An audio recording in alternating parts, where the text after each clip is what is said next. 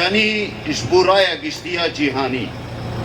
انسياتيفا جاليريش بو آزادية ريبر عبدالله اوجلان لحلب دست بكم كرنا بينغابا امزيان كر داكو داوية لتجريدا لسر ريبر ابو بينا هروها هفديتنان بمالبات و پاريزرين خوره بيك بينا ومسوغريا آزادية فيزيكية ريبر اوجلان بدست بخير گلین باکر و روجلات سوریه ارکا دست بکرنا کامپانیا امزیان وکی برپرسیاری خود بینه جبرکو او گلین ریبر آپو ده و هیا ام آزادی فیزیکی یا ریبر آپو مسوگر نکن امی هرتم لمیدان آبن یک جوان چالاکی جیهانی جی داخواز آزادی فیزیکی یا ریبر آپو و کامپانیا کمکرنا امزیانه کو افجی هرتم داخوازیا گلین آزادی خوازه و بشداربون همو پارتیین سیاسی دزگاه و ریخستنین هرما باکر و رجولات سوریه و تواهی هرمانه که اف ایمزه ویجبو مجلس آسایش اوروپی بین هنارتن جبر که اف هرم دکوه بین برپرسیاریا کمیته یا دیش اشکنجه سی پی تی لی اف کمیته تداخویانی ناده و بیدنگه که اف جی درودی نشانده ده ام دخوازن که اف ریخستن لگور پیوان و زاگونن خواه تف بگره و راستیان در خواهوله لگور ارکو برپرسیاری نوه پیوسته ام تجرید بریا تیکوشینا خواه بداوی بکن جبر که آرمان جامعه نه تنه پیشوازی کرنا آگاهیان جریبر خواه لیا راست ام آزادی ریبر آفیزیکی مسوگر بکن به میلیونان قلب و آزادی خواه برامان و فلسفه ریبر اپو تیده کشن دا کو سربست و آزاد بجین و اگر گل دکارن به شیوازه کی براتی لباکر و روجلات سوریه بجین افجی بکدا ریبر آپویه کوی سیاستا جهوله را کرنا گلان جمله کابیتالیزمی و تکبر لورا ماینا کسایت کی جینیوس یعنی گله کی جیروکی ریبر آپو دی زندانی ده نای پشراندن کامپانیا کی هیچ سرکفتنی جبرکو کمیته لهر باجارکی آبابون و لگور زاگون و داخازا دل امزکران امزه هاتن کم کرن و لطاقن شیخ مقصود و اشرفیه لحلب پیک هات و بشداربونا همو پیک هاتیان کامپانیا گشت آرمانجا خواه یا پلانکری بقاسی 105 هزار امزه کم بون لی بله او امزه نه تنیج کردان هاتن برن لیش بکاته و اولین جهرنگ هاتن گردن که او جی نونرتیا وینا گلان نشان ددن هلبت گل جی دفج وینا خواه برنادن و پیوسته اف بدنگی بداوی ببه و برسوا داخازن گلان بداین گل ما بدلگرمیه که مزن بشداری پینگاوی بون جبرکو او خواه وکی برپرسیار سرکه مسوگری آزادبونا ریبر آفیزیکی دبینن امه بیر راوستان چالاکین خو بدومینن آستا تکوشین بلند بکن و انجام کشوی کامپانیه دخازن و ام لبندا برسوا مجلسینه جوی دوره جتاقا شیخ مسعود و اشرفیه برخودیر ام مجلس آسایش اوروپی و همو ریخستن تکلداری کاروبار مروفی مافناسی دخازن کوب ارک خرابن لهمبر گلین کو آزادی ریبر خود خازن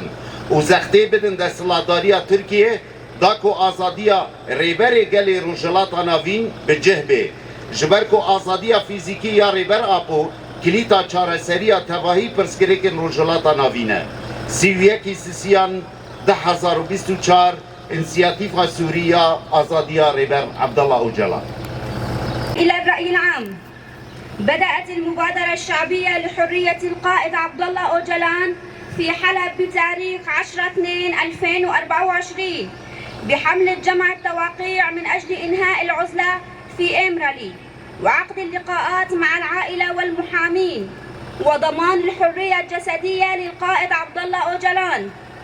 إن شعوب شمال شرق سوريا اعتبروا البدء بحملة جمع التواقيع مهمتهم ومن مسؤوليتهم لأنهم شعوب القائد ولضمان حريته الجسدية نحن متواجدون في الساحات منذ سنوات وإن هذه الفعاليات العالمية المطالبة بحرية القائد الجسدية هي حملة جمع التواقيع التي كانت مطلب الشعوب الطواقة للحرية، وبمشاركة الأحزاب السياسية والمؤسسات والتنظيمات في المنطقة وفي جميع مناطق شمال وشرق سوريا. فهذه الحملة، حملة التواقيع التي تجمع، سيتم إرسالها إلى مجلس الأمن الأوروبي، ولأن في هذه المنطقة تقع تحت مسؤولية لجنة مناهضة التعذيب CPT، ولا تدلي اللجنة بأي بيان ملموس وتظل صامتة، فهذا لا يعني أي شيء سوى النفاق. ونريد من هذه المنظمات أن تتصرف وفقا لمعاييرها وقوانينها، وأن يكشفوا الحقائق وفقا لمهامهم ومسؤوليتها. وينبغي أن ننهي العزلة بنضالنا، فهدفنا ليس تلقي المعلومات من قائدنا فقط، بل ضمان حرية القائد الجسدية. فالملايين من الناس حاربوا في سبيل حريتهم بفكره وفلسفته وناضلوا، ولذلك يجب أن يعيش الشعب الكردي بحرية. وإذا ما كان الشعب يستطيع العيش بإخاء في شمال وشرق سوريا، فإن الفضل في ذلك يعود للقائد الذي أنهى سياسة إبادة الشعوب للنظام الرأسمالي. ولا يمكن القبول ببقاء شخص عبقري محجوز داخل 4 جدران. فالحملة تكللت بالنجاح والنصر لأنها تشكلت من اللجان في كافة المدن ومن أجل الحملة، وقامت هذه اللجان بدعم الكومونات والمجالس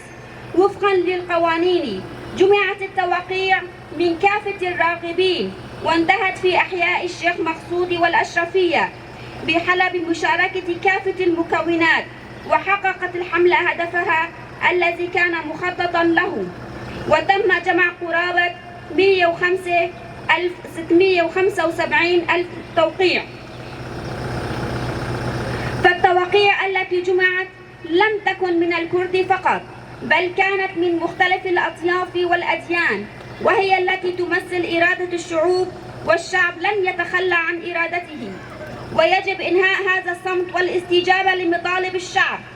حيث شارك شعبنا بالحملة بشغف كبير، لأنه يعتبر نفسه المسؤول الرئيسي عن ضمان الحرية الجسدية للقائد. وسنستمر بتنظيم الفعاليات بدون توقف، وسنرفع من نضالنا إلى أعلى مستوى، ونريد نتيجة من حملة جمع التواقيع. لذا نحن ننتظر رد استجابة المجلس.